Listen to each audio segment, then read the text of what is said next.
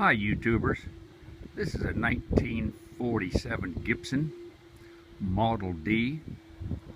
It has a Wisconsin AEH, 5.9 horsepower.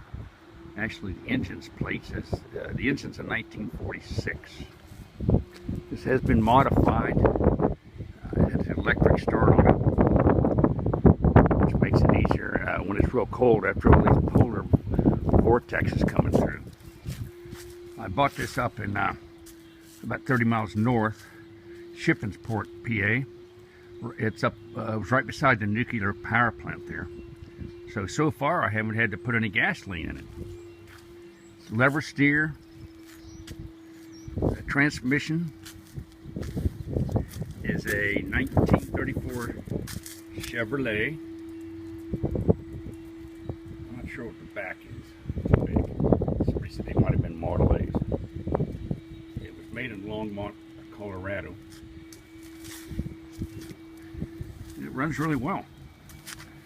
Starts up. It warmed up here today finally. I think the gentleman had it before me, had it in parades. So he put like a wooden bumper on it and put keys and locks on it so the kids couldn't get hurt if they came close to it. But I've been pleased with it. I put an optional 1947 Colorado plate on the back. And it does have the lever steer, which is kind of neat. Because kids look and point, and I said I lose my steering wheel. Let's see if this is a start for you guys.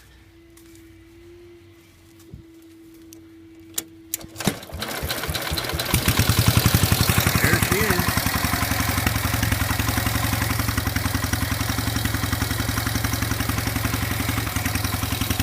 Shut her off.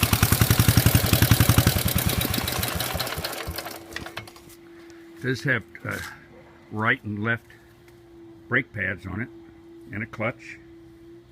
And it's got the 3-speed transmission. Hope you enjoyed this. It's the first posting. Thanks for looking.